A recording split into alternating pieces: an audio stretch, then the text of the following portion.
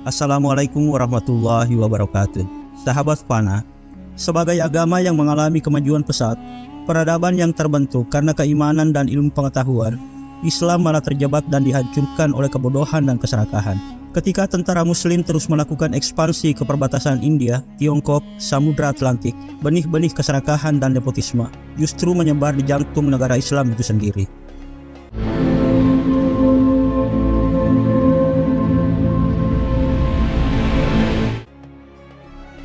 Barang rampasan yang diperoleh dari kemenangan di wilayah Persia sangatlah besar.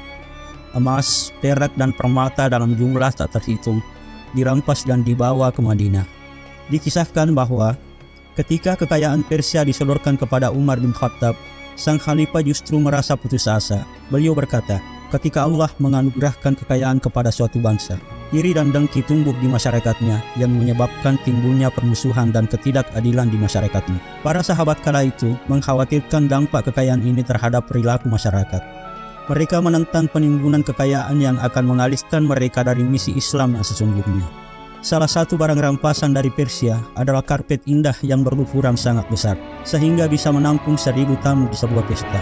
Beberapa orang di Madinah ingin melestarikannya, namun Ali bin Abi Thalib radhiyallahu anhu bersikeras agar karpet tersebut dirobek. Para sahabat menyetujui saran Ali, dan karpet pun dipotong menjadi beberapa bagian. Khalifah Umar memastikan bahwa Baitul Mal tidak akan menjadi tempat untuk menimbun emas dan perak.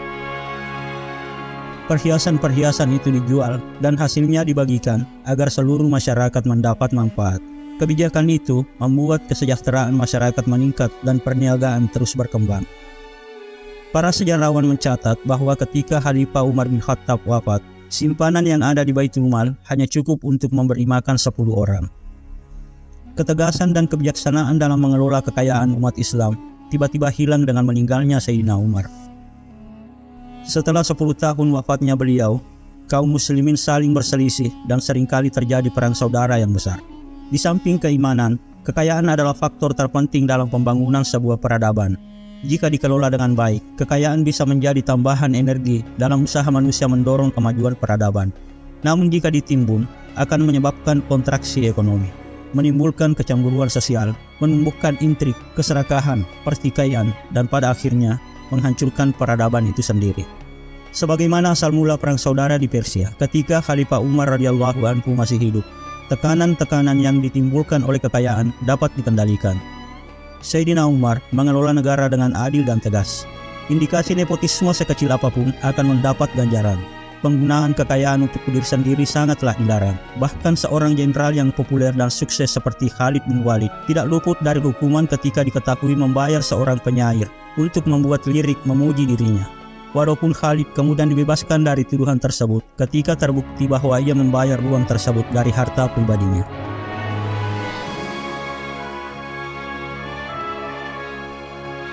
Saat ia terbaring sakit, Sayyidina Umar menunjuk sebuah komite beranggotakan 6 orang untuk memilih penggantinya dengan syarat mereka tidak boleh memilih putranya sendiri, yaitu Abdullah bin Umar, atau mencalonkan diri mereka sendiri.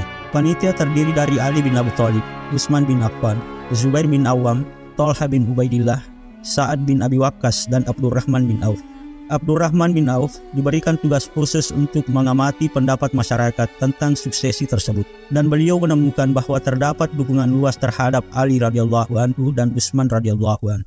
Kedua sahabat tersebut kemudian diundang oleh Khalifah Umar, kemudian diberi pertanyaan, maukah kalian melaksanakan tanggung jawab jabatan ini sesuai dengan perintah Allah, Rasulnya, dengan mengacu kepada warisan kebijakan Khalifah sebelumnya, yaitu Abu Bakar dan Umar? Ali radhiyallahu anhu yang mendapat kesempatan pertama menjawab bahwa beliau akan menjalankan jabatannya sesuai dengan perintah Allah dan Rasulnya.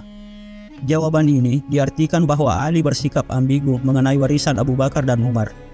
Utsman kemudian ditanya pertanyaan yang sama, dan dia menjawab bahwa sesungguhnya dia akan mengabdi sesuai dengan perintah Allah, Rasulnya, dan teladan dari kedua khalifah sebelumnya. Jawaban yang tegas tersebut membuatnya terpilih sebagai khalifah. Beberapa ulama berpendapat bahwa warisan kebijakan dari 2 khalifah sebelumnya itu tidak perlu dimasukkan sebagai persyaratan menjadi khalifah. Namun persoalannya jauh lebih dalam daripada argumen sederhana ini. Yang terjadi adalah terkuaknya sejarah perbedaan pendapat di kalangan para sahabat mengenai tempat ijma dalam penerapan syariat. Perbedaan-perbedaan tersebut kemudian dikumpulkan dan diterapkan di berbagai mazhab fikih. Yang terpenting adalah bahwa perbedaan-perbedaan tersebut bukan bersikap doktrinal, melainkan hanya perbedaan penekanan.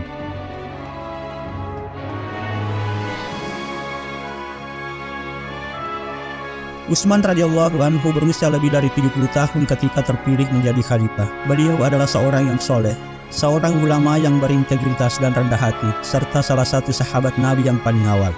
Dia adalah orang kaya dan menggunakan kekayaannya dengan penuh kemurahan hati untuk melayani agamanya. Dia juga adalah menantu Rasulullah SAW karena menikahi Ruqayyah, kemudian menikahi Ummu Kulsum setelah wafatnya Ruqayyah. Namun, Utsman memiliki watak yang pemalu dan ragu-ragu yang ternyata berakibat fatal pada diri Utsman sebagai seorang penguasa. Yang lebih penting lagi, Utsman adalah anggota Bani Umayyah.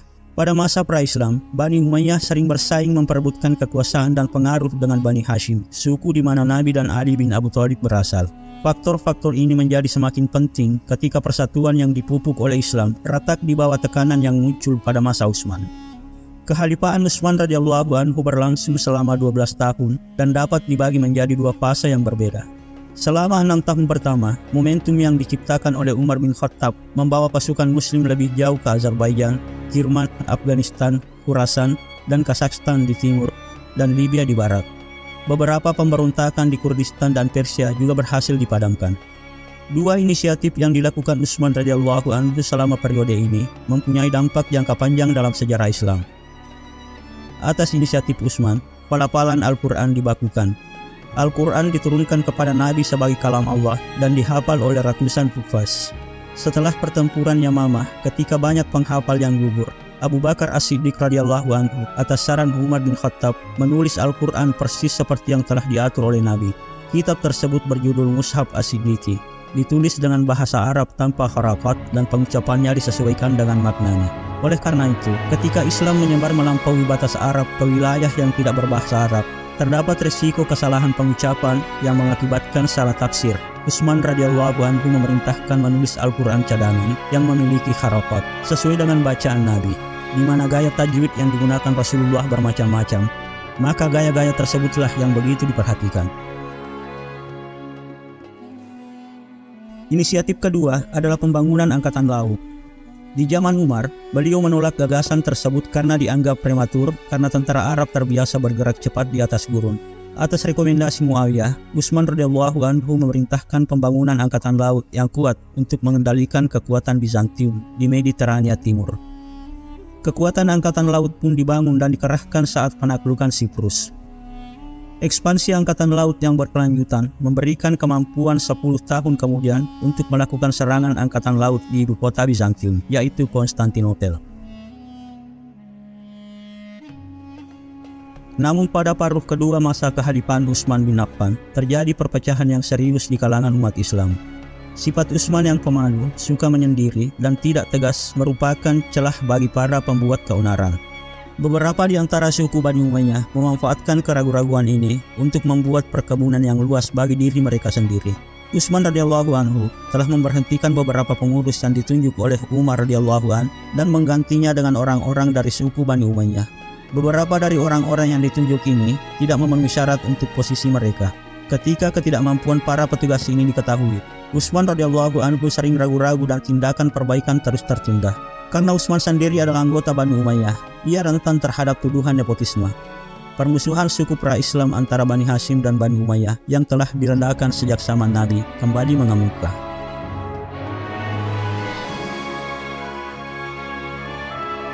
Ketidakstabilan politik yang terjadi saat itu terutama disebabkan banyaknya kekayaan yang diperoleh dari Persia.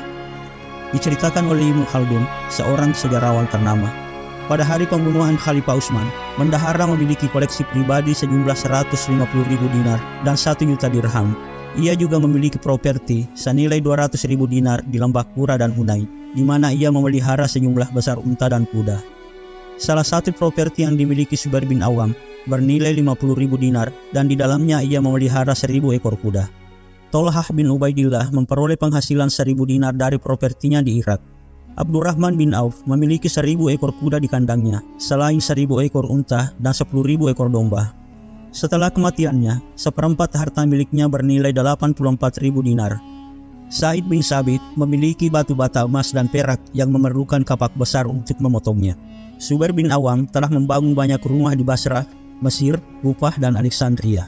Demikian pula Tolha bin Ubaidillah memiliki sebuah rumah di Kufah, selain sebuah rumah tua di Madinah yang telah direnovasinya dengan batu bata, mortar, dan kayu.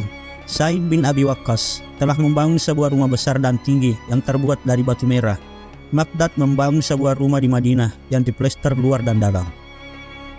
Semua kekayaan ini diperoleh secara sah melalui hasil rampasan dan perdagangan.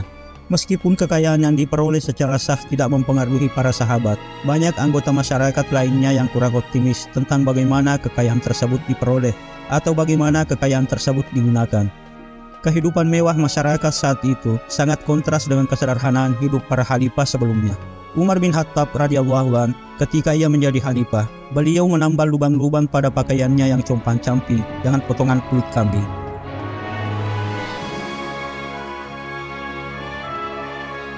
Namun masa telah berubah. Masuknya emas Persia mengubah karakter sebagian orang Arab Damaskus yang diperintah oleh Gubernur Bani Umayyah menjadi kota yang dipenuhi bangunan layaknya istana. Meningkatnya perilaku korupsi memberi peluang bagi para penyebar fitnah untuk memecah belah. Ada dua tokoh antagonis yang cukup terkenal dalam sejarah. Yang pertama adalah Abdullah bin Sabah. Ia adalah seorang mu'allaf yang mencoba mengadu domba Utsman radhiyallahu anhu dengan Ali bin Abi Thalib radhiyallahu anhu dan menghasut masyarakat Kufah dan Mesir untuk melawan Utsman. Yang kedua adalah Hakam bin Marwan, seorang Bani Umayyah yang ditunjuk oleh Utsman radhiyallahu anhu sebagai sekretaris utama. Hakam bertanggung jawab atas korespondensi resmi dan menyalahgunakan jabatan istimewa ini untuk menyebarkan berita hoax tentang Utsman radhiyallahu anhu pada saat-saat kritis. Ketidakpuasan demi ketidakpuasan akhirnya meletus dalam pemberontakan terbuka. Kelompok pemberontak dari Kufah dan Mesir memasuki Madinah, mengepung kediaman khalifah dan menuntut pengunduran dirinya. Khalifah Utsman tidak dapat memenuhi tuntutan itu karena hal itu akan menghancurkan kekhalifahan sebagai sebuah institusi. Dia diserang lalu dieksekusi tanpa ampun pada tahun 655 Hijriah. Hal inilah yang mulai memicu perang saudara di antara kaum muslimin. Pembunuhan terhadap Utsman menimbulkan kekacauan di Madinah. Tidak ada kepemimpinan, tidak ada ketertiban, dan tidak ada otoritas di kota. Jenazah Utsman tergeletak lebih dari 24 jam, tak ada yang berani mengurusnya. Sampai sekelompok muslim mengumpulkan keberanian untuk melakukan wudhu terakhir dan menguburkan khalifah yang terbunuh di kegelapan malam. Hanya 17 pria yang menghadiri pemakaman tersebut. Di tengah kekacauan ini, pernyataan dibuat kepada Ali bin Abi Thalib untuk menerima kekhalifahan meski diliputi keraguan. Tapi beliau mengalah atas desakan beberapa sahabat Nabi dan menjadi khalifah keempat umat Islam.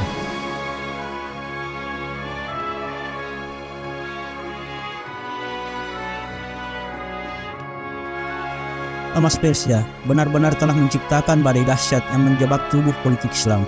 Sebagian dari kekayaan ini disalurkan ke ibu kota provinsi untuk membiayai gaya hidup mewah.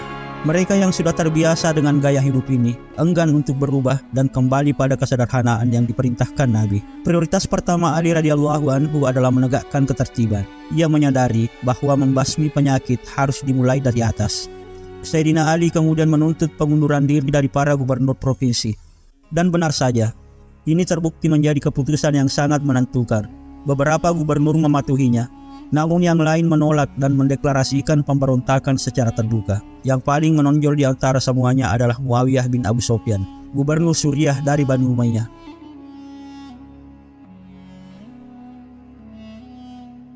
Iman dan kekayaan adalah dua mesin yang paling kuat dalam sejarah.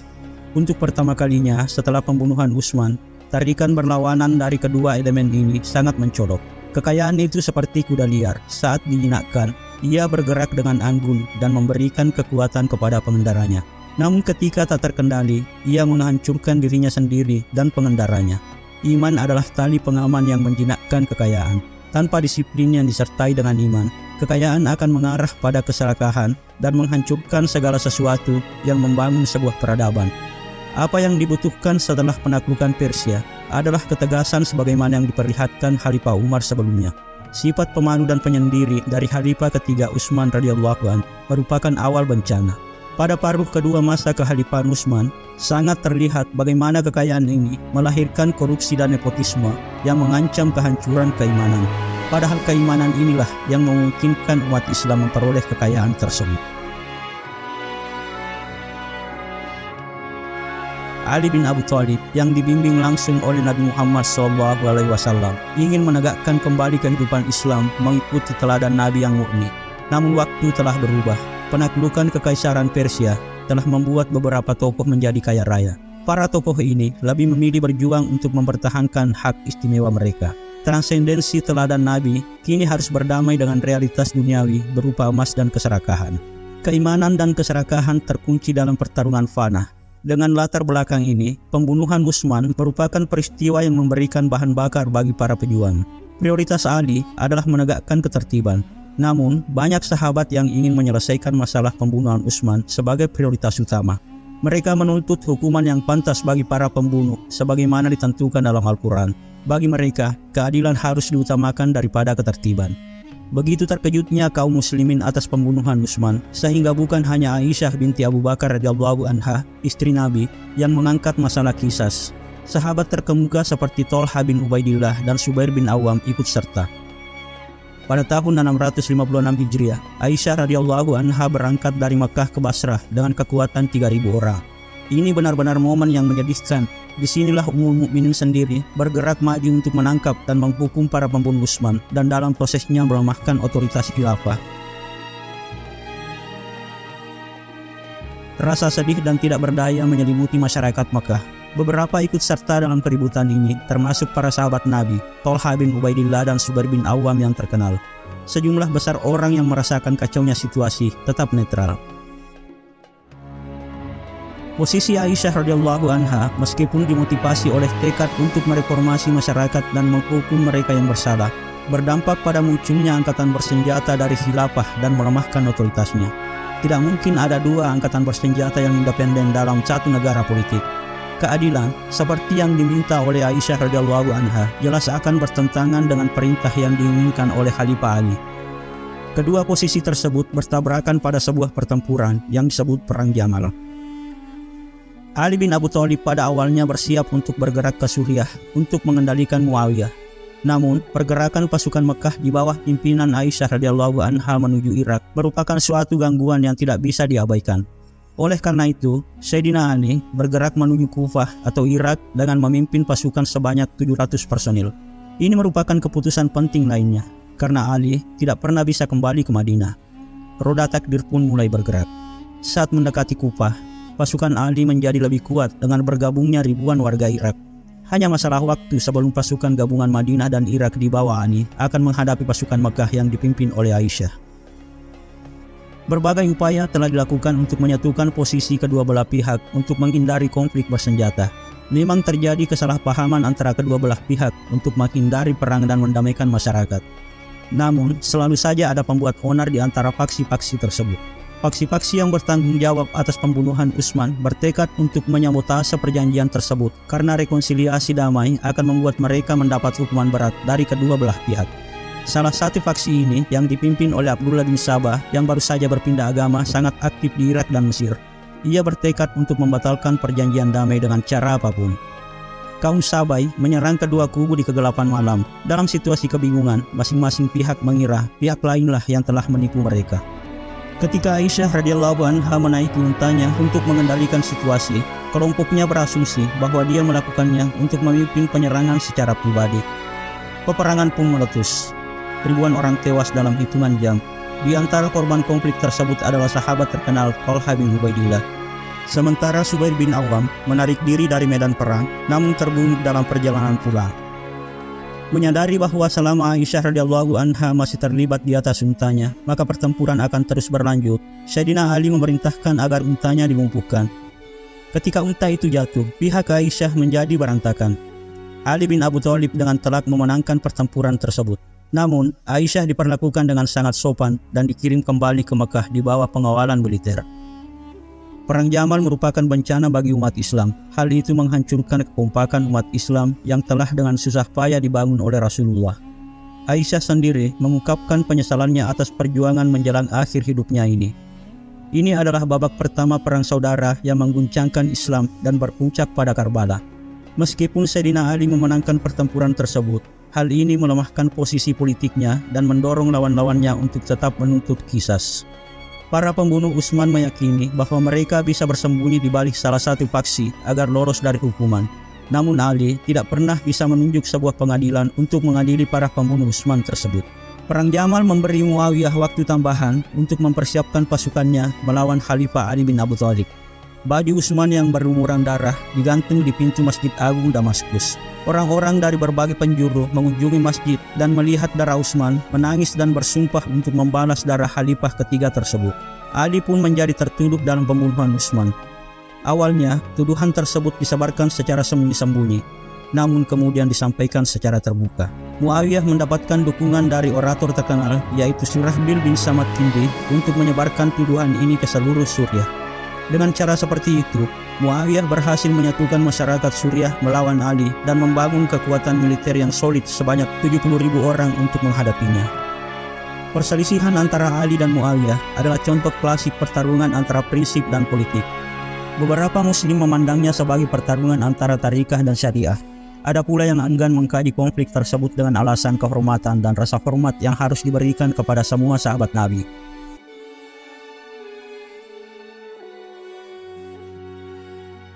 Namun, ada pula yang berpendapat bahwa ijtihad Ali dan Muawiyah adalah benar. Namun ijtihad Ali lebih tinggi daripada ijtihad Muawiyah. Kisah perang saudara ini adalah isu yang sangat sensitif hingga saat ini. Namun perlu digarisbawahi bahwa kami berusaha menyajikannya seobjektif mungkin dan tidak berpihak dalam masalah ini, kecuali hanya mengutip fakta sejarah yang terjadi dari berbagai sumber yang insya Allah terpercaya. Ali bin Abi Thalib yang Nabi sebut sebagai pintu gerbang menuju pengetahuanku adalah sumber spiritualitas, seorang yang berprinsip, seorang ulama besar, seorang prajurit yang mulia, namun terjebak dalam badai politik yang ditimbulkan oleh pembunuhan Utsman bin Affan. Muawiyah adalah seorang administrator yang ulung, seorang politikus yang hebat, dan seorang pejuang yang gigih. Keduanya terbukti setia pada posisinya hingga akhir hayatnya. Ali bin Abi Thalib sebagai khalifah yang sah ingin menegakkan ketertiban terlebih dahulu dan kemudian mengurus urusan negara lainnya termasuk pembunuhan Utsman. Ali radhiyallahu anhu tidak berhasil dalam upaya ini. Sementara Muawiyah meminta qisas atas pembunuhan Utsman terlebih dahulu sebelum ia menerima kekhalifahan Ali radhiyallahu anhu.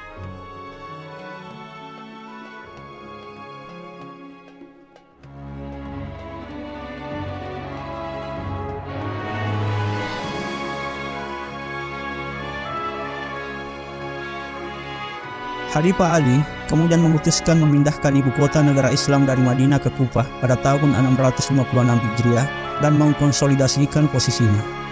Dia mengumpulkan 80.000 tentara untuk berbaris di Suriah. Tentara ini sebagian besar terdiri dari orang Irak dengan didukung oleh orang Madinah dan Persia.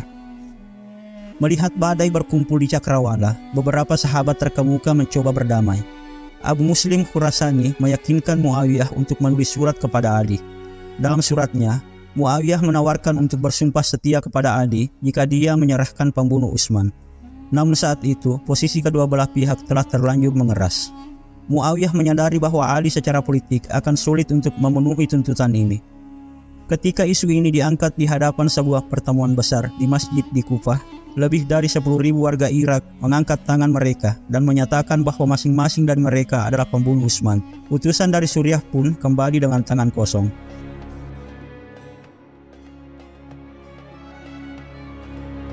Muawiyah dengan tentara Suriahnya adalah orang pertama yang bergerak menuju Irak dan menduduki perairan Efrat dekat dataran Siffin.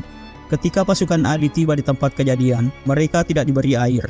Ali kemudian memerintahkan agar warga Suriah diusir agar mereka bisa mengendalikan sumber daya air. Pertempuran Siffin pun dimulai. Itu adalah salah satu pertempuran paling berdarah sepanjang masa. Selama 3 bulan, pihak Suriah dan Irak saling menyerang dengan penuh amarah karena yakin bahwa posisi mereka masing-masing benar. Lebih dari 40.000 orang kehilangan nyawa. Begitu hebatnya pertumpahan darah sehingga banyak orang di kedua belah pihak bertanya-tanya apakah umat Islam akan selamat jika pembantaian ini terus berlanjut. Untuk waktu yang lama, pertempuran tersebut menemui jalan buntu dan tidak ada pihak yang mendapatkan keuntungan sedikitpun. Namun pada malam Lailatul Harir atau malam pertempuran, para pendukung Ali menyerang dengan kekuatan yang begitu besar sehingga pihak Suriah menyadari bahwa mereka berada di ambang kekalahan. Disinilah Muawiyah kembali melakukan tipu muslihat. Atas saran Amr bin As yang telah dijanjikan oleh Muawiyah sebagai gubernur Mesir, orang-orang Suriah mengangkat salinan Al-Quran di tombak-tombak mereka dan menyatakan bahwa mereka bersedia menerima hakam atau arbitrase Al-Quran antara kedua belah pihak. Ali sebenarnya memahami tipu muslihat ini, namun ia tidak berdaya menghadapi permintaan yang kuat dari kedua belah pihak. Namun ternyata ini menjadi keputusan yang menentukan bagi Khalifah Ali. Penerimaan arbitrase menetapkan Muawiyah sebagai pesaing yang sah dari Ali bin Abi Thalib. Kedua belah pihak membentuk pengadilan yang terdiri dari 2 orang, masing-masing mewakili kedua belah pihak untuk memutuskan antara Muawiyah dan Ali radhiyallahu anhu. Abu Musa al-Asy'ari, seorang sahabat Nabi yang tua dan saleh, dipilih untuk mewakili Ali, sementara Amr bin As yang diakui sebagai partisan menjadi wakil Muawiyah. Pada saat inilah sekelompok pasukan Ali memilih pergi. Mereka inilah yang disebut Al-Khawarij, yang berarti orang-orang yang meninggalkan. Kaum Khawarij sangat marah karena dalam pandangan mereka, Khalifah Ali bin Abi Thalib telah melakukan kesyirikan dengan menerima arbitrase manusia dan bukan hakam atau arbitrase Al-Quran. Mereka bersumpah untuk menentang Ali sampai beliau bertaubat. Ini adalah ilustrasi klasik tentang bagaimana transendensi wahyu ilahi dikompromikan ketika orang-orang yang pemahamannya terbatas menerapkannya dalam urusan duniawi. Kaum Khawarij menyandingkan 2 ayat Al-Quran dan mencari pembenaran atas tindakan kejam mereka. Awalnya mereka memaksa Ali bin Abi Thalib untuk menerima arbitrase berdasarkan ayat. Siapa yang tidak memutuskan suatu urusan menurut ketentuan yang diturunkan Allah, maka mereka itulah orang-orang fasik. Surah Al-Maidah ayat 47. Kemudian mereka meninggalkan tempat itu ketika sebuah pengadilan ditunjuk. Mereka mendasarkan posisi mereka pada ayat yang lain. Segala puji bagi Allah yang telah menciptakan langit dan bumi dan menjadikan kegelapan dan cahaya. Sungguh pun demikian, orang-orang yang kufur mempersamakan Tuhan mereka dengan sesuatu yang lain. Surah Al-An'am ayat 1. Mereka berpandangan bahwa Al-Quran sendirilah yang menjadi penengahnya. Arbitrase manusia tidak dapat diterima. Perwakilan dari kedua belah pihak memutuskan bahwa Ali dan Muawiyah harus mengundurkan diri dan penggantinya dipilih oleh masyarakat. Ketika tiba waktunya untuk mengumumkan kepada publik, trik lain kembali dimainkan. Abu Musa al-Asy'ari yang mewakili Ali diminta berbicara terlebih dahulu, dan dia pun mengumumkan keputusan bersama dan memberhentikan Ali dari jabatannya. Namun saat giliran Amr bin As yang mewakili Muawiyah, tiba-tiba ia mengubah cerita dan berkata, "Wahai manusia, kalian telah mendengar keputusan Abu Musa sebagai wakil Ali. Dia telah memberhentikan orangnya sendiri. Tapi aku tidak akan memberhentikan Muawiyah. Dia adalah pewaris Amirul Mukminin Utsman radhiyallahu anhu dan menginginkan balas dendam yang sah atas darahnya. Oleh karena itu, dia lebih berhak menduduki kursi mendiang khalifah." Maka terjadilah kekacauan dalam pertemuan itu. Ketika berita tentang kejadian ini sampai ke telinga Ali bin Abi Thalib, dia sangat sedih.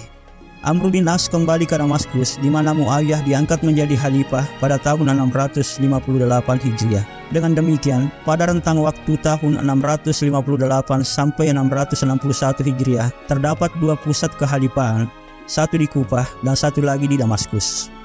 Kecurangan ini tidak dapat diterima begitu saja oleh para pengikut Ali bin Abi Thalib, dan perang pun kembali terjadi. Selama 3 tahun, berbagai provinsi diperebutkan antara Muawiyah dan Ali, termasuk Madinah, Mekah, Jazirah, Anbar, Madain, Badiyah, Wakusa, Talbiyah, Katak Tanah, Daumatul Jandal, dan Tadambur. Akhirnya, ketika kedua belah pihak merasa lelah, gencatan senjata diumumkan pada tahun 660. Berdasarkan perjanjian tersebut, Ali radhiyallahu anhu tetap menguasai Mekah, Madinah, Irak, Persia, dan provinsi-provinsi di sebelah timur. Sementara Muawiyah memegang kendali atas Suriah dan Mesir. Pemisahan de facto ini menetapkan kembali batas geopolitik bersejarah antara Bizantium dan Persia di perbatasan Sungai Efrat. Seperti yang kita lihat berulang kali dalam eksposisi sejarah Islam, batasan ini ditegaskan kembali oleh banyak khalifah dan sultan, sehingga pengalaman sejarah bangsa Persia, Asia Tengah, India, dan Pakistan saat ini sangatlah berbeda dari pengalaman sejarah orang Suriah, Yordania, Lebanon, Mesir, dan Afrika Utara. Suriah dan Mesir tidak menerima kekhalifahan Ali sampai periode Abbasiyah, yaitu tahun 750 Hijriah. Sedangkan Ali bin Abi Thalib sepanjang masa adalah khalifah, singa Allah, guru dan mentor bagi orang-orang Persia dan Muslim Persia di masa pemerintahannya di timur. Kaum Khawarij tidak puas dengan hanya meninggalkan Ali. Mereka membuat rencana untuk membunuh Ali, Muawiyah, dan Amr bin As, menyalahkan ketiganya atas peran saudara selama ini. Seperti sudah ditakdirkan, pembunuhan Ali bin Abi Thalib berhasil. Muawiyah lolos dengan luka ringan, sedangkan Amr bin As tidak muncul untuk sholat pada hari dia akan dibunuh, dan orang yang ditunjuk menggantikannya lah yang terbunuh. Ali bin Abi Thalib radhiyallahu anhu, Khalifah Islam keempat dan terakhir dalam garis orang-orang termasyhur yang berjuang untuk memerintah sesuai dengan sunnah Nabi, meninggal pada tanggal 20 Ramadan pada tahun 661 Hijriah. Badai yang diciptakan oleh pembunuhan Utsman bin Affan menyapu bersih persatuan umat Islam. Ali bin Abi Thalib mencoba mengemudikan kapal negara di tengah badai. Dalam usahanya, justru dia sendiri yang menjadi korban. Konon ia dimakamkan di Kufah. Namun penelitian para ahli sejarah mengungkapkan bahwa makamnya tidak pernah diketahui. Mungkin di Kufah atau di padang pasir, atau jenazahnya mungkin dikirim ke Madinah untuk dimakamkan agar tidak dihancurkan oleh kaum Khawarij. Penghormatan abadi yang diberikan oleh sejarah kepada tokoh besar ini adalah bahwa seluruh umat Islam, baik yang menyebut diri mereka Syiah, Sunni, Zaidi ataupun Fatimiyah, beliau adalah seorang orator yang sempurna, menara ketabahan, pilar keberanian, sumber spiritualitas. Beliaulah pencetus tata bahasa Arab klasik. Nabi memanggilnya, saudaraku, pintu menuju pengetahuanku. Sahabat Fana, semoga dari kisah ini kita dapat mengambil hikmah, menambah referensi dan wawasan kita dalam menjalani hidup di lembah yang fana ini. Wallahu a'lam bishawab. Wassalamualaikum warahmatullahi wabarakatuh.